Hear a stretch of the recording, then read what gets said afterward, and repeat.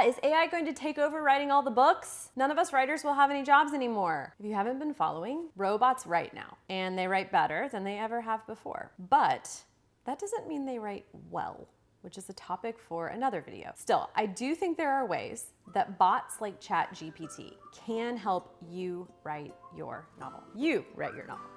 Let's go.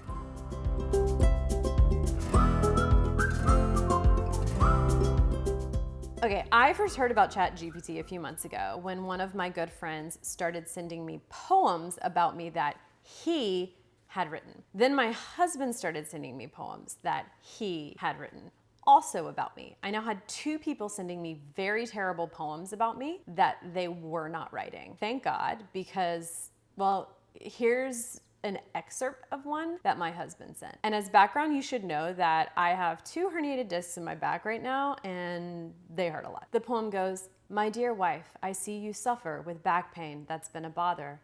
But let me tell you, it won't last forever, and you'll feel better, I promise, my treasure. I'll be here holding your hand through the rough times and the demand. We'll find a way to ease your pain and bring back the sunshine again." It keeps going, and I'm not gonna make you listen to the whole thing. But now I am actually gonna say what I hope are some useful things. Hopefully, hearing a little bit of that poem has helped you see why it might not be a great idea to outsource your actual story to a bot. Sure, it's impressive in the same way a 3rd grader writing a poem is impressive. And you aren't trying to write a novel that seems written by even the most precocious 3rd grader, right? So how can you use ChatGPT? Well, here are a few ways. First, you can use it for research.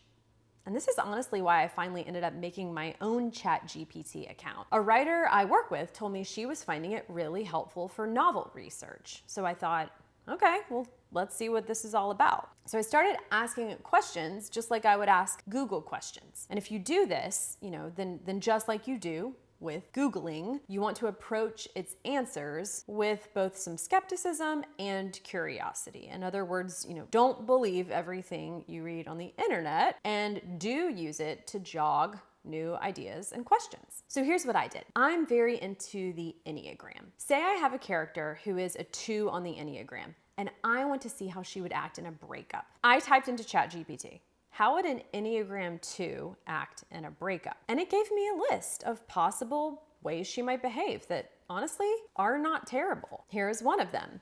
It said, as natural caretakers, Enneagram 2s often prioritize the needs of others over their own. During a breakup, they may find themselves instinctively trying to support and comfort their ex-partner, even at the expense of their own emotional well-being. They might offer assistance or try to maintain a friendship to ensure that the other person feels cared for. That doesn't seem so bad, based on my own knowledge of the Enneagram and 2s on the Enneagram. 2s are, kind of like that. That makes sense. But it also said this, quote, Enneagram 2s tend to form deep emotional connections, so a breakup can be particularly challenging for them. Initially, they may feel intense emotions, such as sadness, disappointment, or even a sense of personal failure. They might struggle to accept the end of the relationship and might need time to process their feelings. So, okay, that's everyone.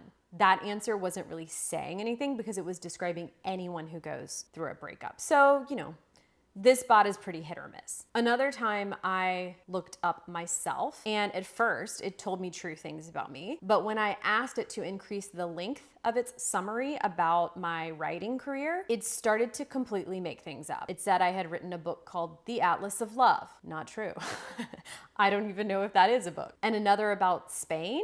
Also not true. So this probably goes without saying, but be as skeptical as any AI, including ChatGPT, as you are of the AI we've already had for quite a while now, Google and others like it. It can be an amazing tool, but just because, your computer spits it out doesn't make it necessarily true or worth using. The second strategy, though, is to use it for brainstorming. So my friend and I are currently working on a screenplay adaptation of my first novel, and during a recent writing session, we needed to come up with the name of a restaurant, and We'd been writing all day, and I looked at her and I could tell neither one of us were in a state of mind to come up with a cute name for a restaurant. Because I was exploring ChatGPT, I happened to have it pulled up on my computer already. So I said, okay, let's go there. So I asked it to give us the name of a restaurant that used this one character's name and made it alliterative. It spit out about 10 ideas. We didn't really like any of them, so I asked for a few more. We didn't like any of those either, so I asked it for more again.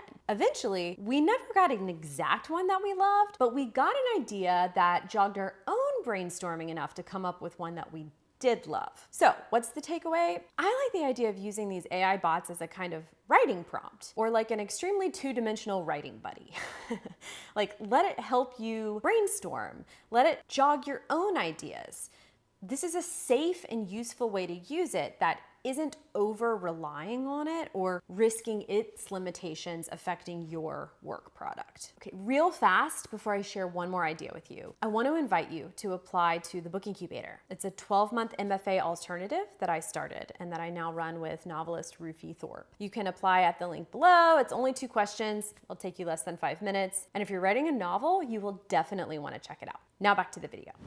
The third and final way you can use ChatGPT is to use it to represent mediocre writing. I'm not even kidding. I think this is a great use of it because, as I said a couple of minutes ago, it's not a great writer. It's just not. Can we agree on that? It's fine at best. It's often bad. It can be kind of funny, but it's not great. So if there's a character in your story who writes, say, a song for someone else, and it's supposed to be okay, but not amazing, this is a fantastic tool to use. Or if a child writes someone something, a poem, again, a song, or if there's a cheesy Hallmark card, you get the idea. If there's something kind of that's on the like mediocre to context-based, like childlike range that you don't need to spend your time writing, and that frankly you probably couldn't write as well as a bot, then use the bot, because the bot is really good at writing pretty mediocre stuff. And that's it for today's video. Those are the 3 ways that I think ChatGPT can help you write your novel. I'm sure there are more, but these are the ones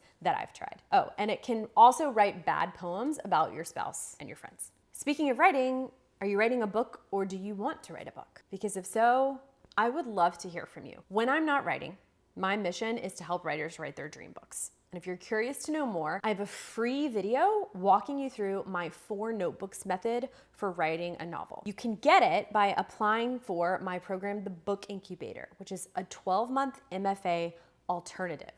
The application is just 2 questions. It takes less than 5 minutes. Just tell me a little bit about you and your book or your book idea. And if you're accepted, I'll send you that free training. I hope to hear from you.